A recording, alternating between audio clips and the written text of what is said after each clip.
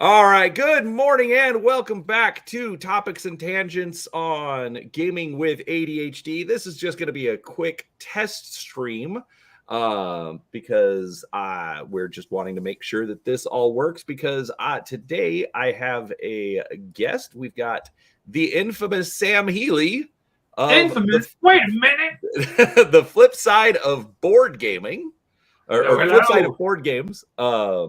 Yeah, it's infamous. You know, it's like you're so famous that nobody's ever heard of you. Yeah, you're the opposite of famous. Yeah. Yeah. That's what for the longest time, that's what I thought infamous meant. I was like, oh, that's like the opposite because I was just going off the prefix. But it's like the opposite of famous. Yeah, that's me. Yeah. No, I'm not infamous. I don't want to be infamous. Anyways, and looks like we've got Ben K in the chat. So all right, folks. So we are just going to be here for a few minutes today as Sam is making all the noise and all the racket on stream. Might give up. Because this is actually a preview for tomorrow morning when Sam is going to be joining me on my Friday morning paint and chill. And that's when we'll actually have some time to get to know each other and paint some miniatures and just, have some fun with this whole YouTube thing. So Sam, welcome to Gaming with ADHD. Thank you. I appreciate it, man. It's great. We met at Dice Tower West this year, and we were able to shoot the breeze a little bit then. But I'm looking forward to it. Paint minis is one of the things that I really enjoy. I don't get to do it as much as I would like to, but I've got some new speed paints that I want to, crack open and see how they work, and we'll see what happens. Yeah, I am really bad at just sitting down and painting myself. Good morning, all ones. And so that's actually one reason I started doing my painting streams is because it's 2 hours where I have to just sit down and it's like I can't just wander away or look at my phone because then chat's gonna be like, what are you doing here? So Exactly. Hello, we're still here. Right, exactly. So all ones, we are not talking Starfinder. This is actually just a test stream. We're only going to be here about 10-15 minutes because we wanted to make sure that the whole co-streaming, because Sam is actually going to be broadcasting to his channel as well. So yes. Tomorrow morning, 8 a.m. 8:30 a.m. 8:30 a.m. 8:30. Well, see, if they show up at 8, they'll be ready at 8:30. That's fair. And it's Pacific Daylight Time. Whatever. That's why it's so annoying. I know it is. Another reason. It is annoying. That's the one thing I don't like about it. And up here, it is still light outside at 10 o'clock at night. I'm like, what are you saving? Intrinsically wrong about this. My wife loves it. She loves all the extra light, but I am like, I want to go to bed and it's still light outside. And then when you wake up, it's dark and it doesn't feel right. So just that's the way it is, I guess. All right. So I wanted to ask you one question and I will answer it myself. So we'll have a little bit of back and forth here. Okay. But just so that the stream isn't just like, oh, hey, look, we're here and it works. So the question that I have for you, what is your to-play Grail board game? It's actually going to be kind of bad because I actually own the game that I've always wanted to play. I've just never played it. So it's like super embarrassing, but it's this game right up here. I don't know if you can see it. We can't see it. It's just out of the camera screen. Dadgummit. It's called Villainous Vikings. It's from Victory Point Games, older company. And I was told like so many times by so many people back when I was with the Dice Tower that it's like the Viking game to play. Now it's probably got some dust on it as far as, how old of a game it is. So I don't know. I haven't even read through the rule book yet. So but everybody has told me this is the Viking game. If you are a Viking game player, this is the game that you should have played. And I'm like, cool. Found it, or I either picked it up at like a flea market type thing, or somebody sent it to me. I can't remember. It was one of those situations where I know I picked it up in one of those kinds of situations. It was so long ago, but I've never played it, not yet. I just haven't been able to crack it open yet. But now that I am the purveyor of my own channel, I can do what I want to do. And you're not under the thumb of Tom and Z anymore. I knew that was going to be said, and I didn't want it to be said. That is not what I meant. I know it's not what you meant. I'm playing off of your live streams. Yes, I know. But so that's what I've got. I've got it in the back of my mind that I'm going to get this game played now. So it's going to be the ones people are on my channel are asking for classics because frankly everybody's doing the new stuff. Mm-hmm. And I'm still going to be doing some of the new stuff. I'm not going to like turn a blind eye to it, but going back and doing some of the classic games and reviewing some of those. Like I just put up a review. I scheduled. It's going to be up tomorrow morning at 9. But of Planet, which is a 5-year-old game now at this point. And even when I was putting in the information, I was like, man, that was 2018 when that game came out. That just time flies, and so many games come out every single year. You're hard pressed. It's frankly impossible to cover everything that comes out. So you really just try to hit the cream of the crop if you're going to cater to that group, to the people who want to know everything there is to know about all the new stuff. I can't do that. I'm just a one-man show. The Dice Tower did pretty good job of covering a lot of it because there were so many of us. Well, 3 at a time. Now they have even more people covering all the new stuff. So, I can't, as a one-man show, I can't keep up with that. So you can't necessarily afford to keep up with it. Oh, dude, you seriously can't afford it unless you have the company sending you review copies. There's no way you're going to keep up with all the Kickstarters, all the things that are not Kickstarters that are just going to restart retail right away. There's no way you can afford to keep up with all of that.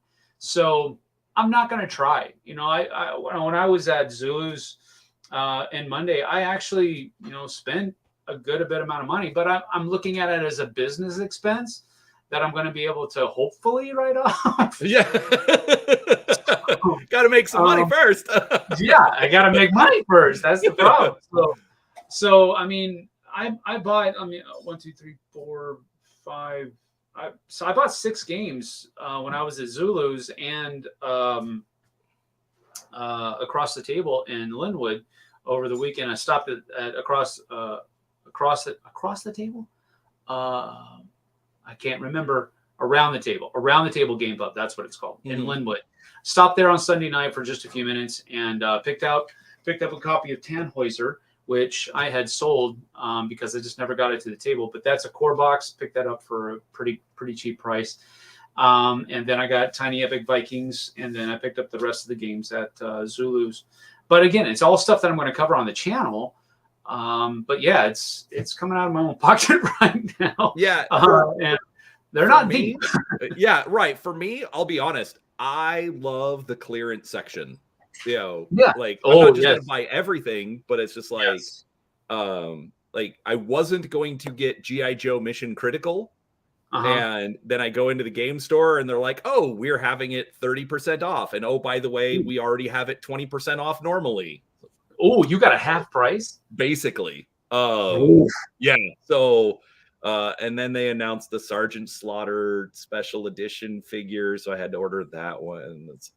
I'm ridiculous, but Isaac No on my channel says, "Don't feel bad, Sam." Thank you, Isaac. I own my own Grail game and still haven't played it too. So yeah. See, I'm not alone. Oh, I mean, you saw the pictures that I sent, when we were trying to decide for tomorrow. Yeah. And that we won't talk about how many haven't been played yet. But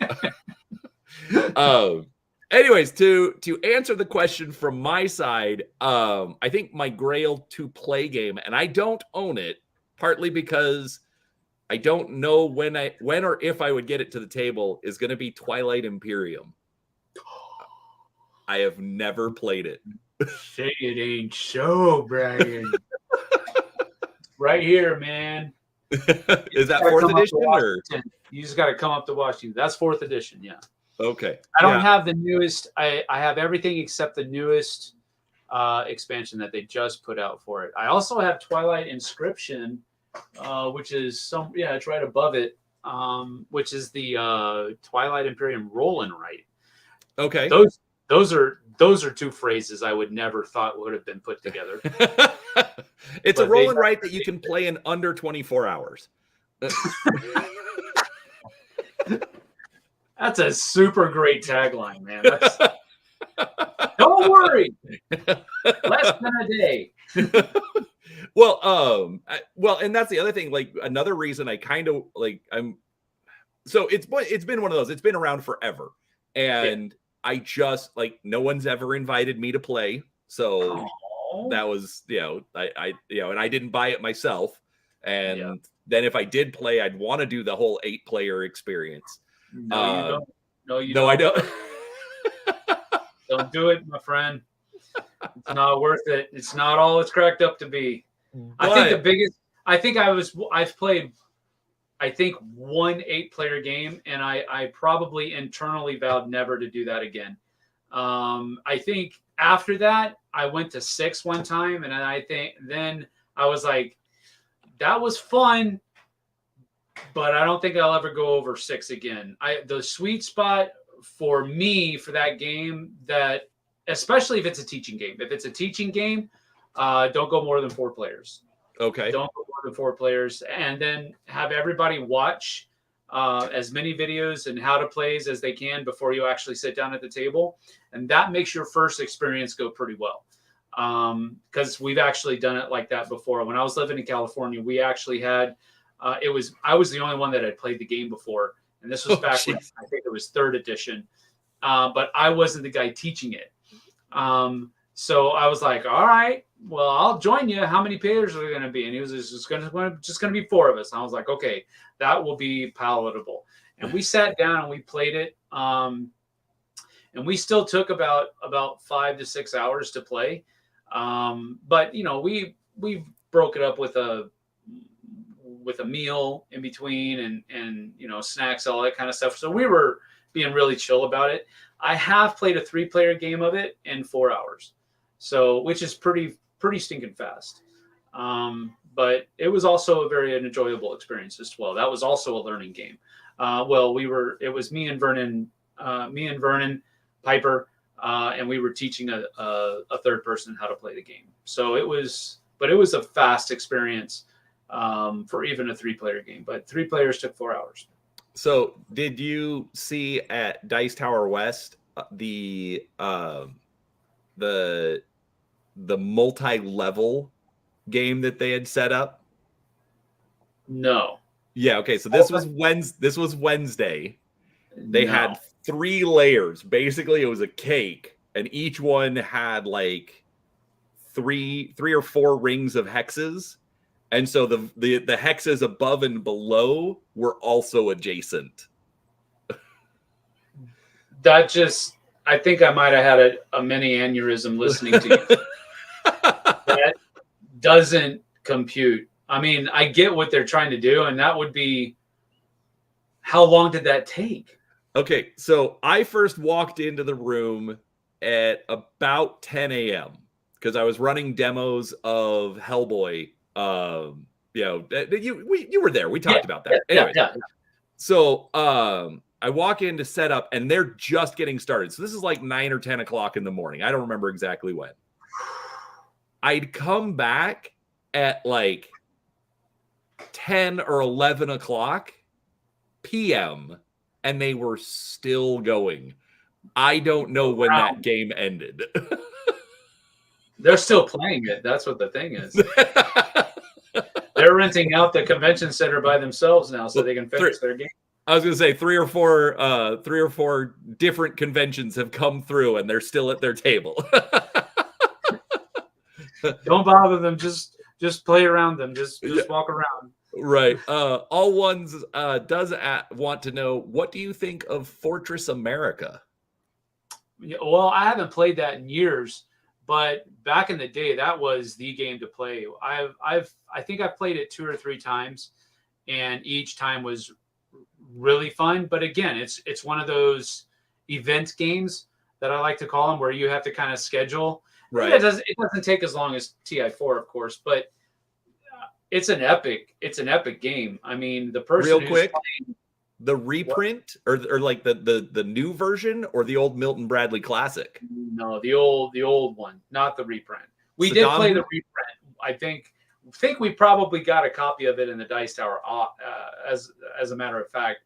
And we probably played once or twice with that copy, but I used to play with an older version of it way back when, with the Milton Bradley. So it's, I've never played the game without being America. So I don't know what it's like to play the other countries that are invading, but playing America is quite the challenge as well. You've got so much. It's like a war of attrition almost, where you have to you have to choose your battles, basically. Right. But that it's been so long since I played it, but man, that was something else. That was something else. It was a great game. Yeah, I know in high school, I borrowed it from somebody that had it, and we tried setting it up and playing it, and I never figured it out. But I did love Shogun. That was my game master game. So that was a good one too. We played Shogun a couple times in college. Samurai Swords was another one that we played a couple that's times. The same one. Yeah. Oh, that's true. You're right.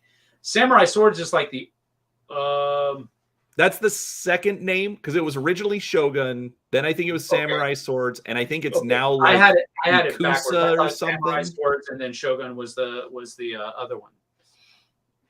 So, but I think it's now like Ikusa or something. There's like another, like a third or a fourth version of it. But that one,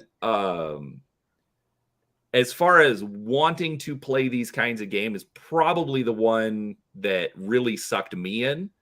My dad and I, this is a slightly sad story. So I had this game, and we'd set it up on the coffee table in the living room. Yeah. Okay. And me and my dad, we'd play for like an hour or two after church on Sunday. Yeah. And it would take like 3 or 4 weeks, and we just left it set up, and we just came back, and it was no big deal. Right. Lot of fun. I have wonderful memories of this. Wow. And so I started my channel, and on Fridays, if I do a video, sometimes it'll be a flashback. So I'll talk about something older. And I was like, oh, this would be a lot of fun. I'll get my dad on stream, and we'll talk about playing this game when I was a kid. And I'm like, hey, Dad, do you remember this? And he's like, nope.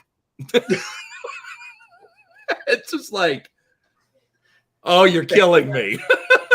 So appreciate it.